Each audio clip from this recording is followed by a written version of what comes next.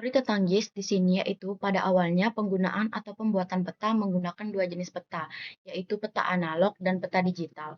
Peta analog contohnya itu seperti atlas. Di bagian belakang atlas biasanya terdapat peta, misalnya peta Indonesia atau yang dikenal dengan peta RBI atau rupa bumi Indonesia. Skalanya termasuk skala kecil, yaitu skalanya itu adalah peta analog, karena peta analog ini berbentuk hard copy yang bisa kita pegang. Itulah yang disebut peta analog. Sedangkan peta digital adalah peta yang berbentuk soft copy yang tersimpan di dalam komputer. Pada awalnya, peta digital ini digunakan oleh berbagai bidang seperti militer, urusan pendaftaran tanah, maupun dinas survei dan pemetaan. Sejak dahulu, peta analog atau hard copy digunakan sebagai media penyedia informasi spasial. Hal yang harus kita tahu bahwa kata spasial yaitu sesuatu yang memiliki nilai koordinat atau posisi seperti yang pernah dijelaskan sebelumnya. Nah, itu kaitan peta dilihat secara visual, artinya dilihat langsung dengan mata. Walaupun demikian, saat ini semua peta dapat ditemukan dalam bentuk digital atau soft copy, sehingga diperlukan suatu sistem untuk mengolah data spasial. Data spasial adalah data yang memiliki referensi geografis atau bergeoreferensi. Peta modern memiliki tiga komponen yang membentuk suatu GIS. Yang pertama adalah teknologi digital. Digital saat ini sudah berbasis komputerisasi, baik dalam bentuk komputer, layar sentuh, maupun data yang tersimpan di dalam komputer. Itulah yang disebut dengan teknologi digital. Teknologi digital ini memanfaatkan dua hal, yaitu sumber daya manusia dan teknologi mesin. Yang kedua adalah positioning. Positioning merupakan pemanfaatan satelit untuk menentukan posisi satelit GPS. Yang ketiga adalah remote sensing atau penginderaan jauh. Dengan remote sensing, dalam pembuatan peta kita tidak harus datang langsung ke tempat tersebut, tetapi kita dapat membeli citra satelit dan mengolahnya dalam suatu pekerjaan yang disebut Geographic Information System. Teknologi perolehan data spasial saat ini tersedia melalui sistem satelit penentuan posisi navigasi yang dapat digunakan di mana saja. Satelit yang ada di bumi ada 4. Yang pertama adalah satelit GPS yang dimiliki oleh Amerika. Yang kedua adalah satelit GLONASS yang dimiliki oleh Rusia. Kemudian Galileo dimiliki oleh Uni Eropa dan Kompas merupakan satelit buatan China. Yang kedua tersedia perangkat total station. Mungkin di antara kita sudah banyak yang menggunakan total station. Alat ini digunakan untuk mengukur di lapangan secara langsung dengan menyentuh objek dan atau titik di tanah. Artinya kita melakukan pekerjaan pembuatan peta secara langsung di lapangan. Di sini kita mengukur terlebih dahulu, kemudian mengolah data yang disebut dengan post processing. Proses ini dihasilkan koordinat 3 dimensi secara relatif cepat dalam format digital. Data tersebut kemudian diolah menggunakan komputer, software untuk menghasilkan data kontur. Yang ketiga yaitu tersedia perangkat digital, yaitu encoder. Encoder ini digunakan untuk mengukur kedalaman laut dan juga menggunakan GPS menentukan posisinya, sehingga semua ini menggunakan satelit penentuan posisi. Kemudian tersedia sensor seperti radar. Radar tentunya digunakan untuk memantau pesawat terbang.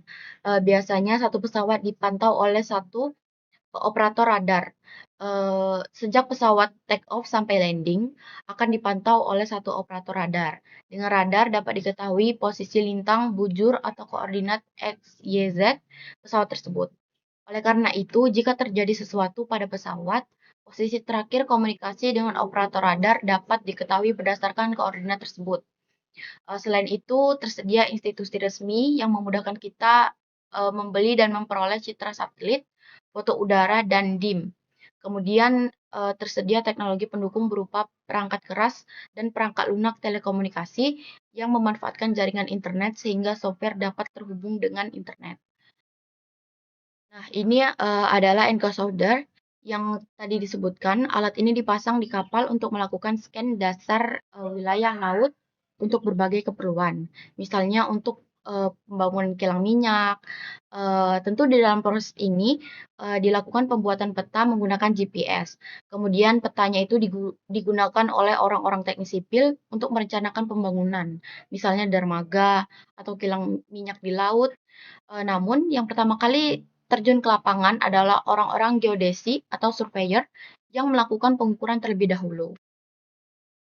Ini salah satu teknologi yaitu LiDAR. LiDAR merupakan teknologi yang dipasang pada pesawat terbang dengan 3 komponen utama. Yang pertama adalah GPS yang dipasang pada pesawat untuk memperoleh posisi titik-titik yang diambil untuk keperluan pembuatan peta. Yang kedua adalah IMU. IMU ini digunakan untuk menstabilkan posisi agar koordinat yang diperoleh tetap akurat. Karena pesawat selalu bergerak naik turun.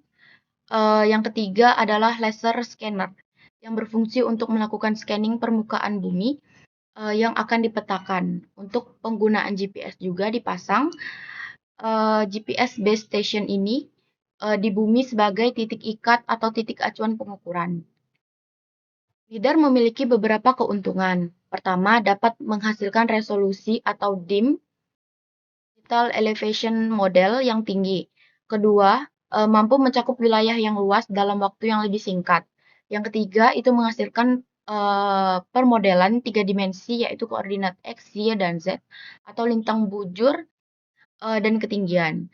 Selain itu dapat diintegrasikan dengan data lain untuk aplikasi tertentu, misalnya untuk keperluan teknis sipil seperti galian dan timbunan. Namun permasalahannya adalah biaya LiDAR cukup mahal. Beberapa tahun yang lalu biaya pemetaan menggunakan LiDAR itu sekitar 15 juta per kilometer persegi. Jika digunakan untuk wilayah kecil seperti kampus, maka penggunaannya agak kurang efisien karena wilayahnya sempit, tetapi biayanya yang dikeluarkan itu sangat besar. Untuk wilayah seperti kampus biasanya cukup menggunakan total station. LiDAR ada 2 jenis, yaitu LiDAR untuk mengukur permukaan tanah dan LiDAR untuk mengukur kedalaman air. Jika kita mengukur daerah permukaan tanah menggunakan sinar inframerah, sedangkan untuk mengukur kedalaman perairan dangkal atau airborne menggunakan sinar hijau atau biru tergantung kedalamannya. Ini ada contoh jalur terbang LiDAR. Pesawat akan terbang mengikuti jalur tertentu menuju wilayah yang akan dipetakan. Karena penggunaan LiDAR membutuhkan pesawat, pilot, bahan bakar, serta izin jalur terbang, maka biayanya mahal, tetapi hasilnya dapat diperoleh dengan cepat. Nah, ini adalah titik-titik hasil scanning. Titik-titik ini biasanya mencapai ribuan dan merupakan hasil pemindaian permukaan bumi. Teknologi LiDAR juga dapat digunakan untuk memetakan wilayah gunung berapi, misalnya untuk memantau perubahan bentuk gunung Merapi setelah terjadi letusan. Ini contoh jalur terbangnya. Pengetahuan tentang pengukuran setinggi apapun pada dasarnya akan kembali pada dasar pengukuran, yaitu pengukuran langsung di lapangan ketika seseorang menginjakkan kaki ke tanah. Artinya semua teknologi tinggi pada akhirnya kembali pada prinsip dasar pengukuran. Di bumi terdapat beberapa sistem satelit navigasi seperti GPS, GLONASS, Galileo, dan Kompas. Ini adalah contoh pergerakan satelit di bumi seperti GPS dan GLONASS. Fotogrametri jarak dekat digunakan untuk memetakan wilayah seperti pegunungan atau perbukitan yang sulit diukur secara langsung menggunakan teodolit atau total station. Data yang dihasilkan merupakan titik-titik koordinat yang kemudian digunakan untuk membuat garis kontur dan membentuk DIM atau Digital Elevation Model. Setiap titik memiliki satu nilai koordinat yang menunjukkan posisi dan ketinggiannya. Citra satelit juga digunakan dalam pemetaan. Satelit di luar angkasa memotret permukaan bumi, dan data tersebut dikirim ke bumi untuk diolah oleh operator manusia. Citra satelit memiliki beberapa tingkat resolusi. Citra dengan resolusi tinggi dapat menunjukkan jalan dan bangunan. Selain itu, citra juga dapat menampilkan informasi elevasi wilayah dengan warna yang berbeda. Misalnya merah menunjukkan daerah yang sangat tinggi atau curam, kemudian diikuti dengan warna oranye, kuning, hijau, hingga biru yang menunjukkan wilayah yang lebih rendah. Esensi atau inti dari sistem informasi geografis adalah adanya dua jenis data, yaitu data spasial dan data non-spasial. Data spasial adalah data yang memiliki koordinat atau posisi, baik dua dimensi maupun tiga dimensi, atau data yang bergeoreferensi. Sedangkan data non-spasial sering disebut dengan data atribut yang berfungsi untuk menjelaskan data spasial. Misalnya data spasial berupa jalan, maka data non-spasialnya adalah nama jalan, panjang jalan, lebar jalan, dan alamat jalan. Mungkin segitu dulu penjelasan video kali ini. Saya akhiri. Wassalamualaikum warahmatullahi wabarakatuh.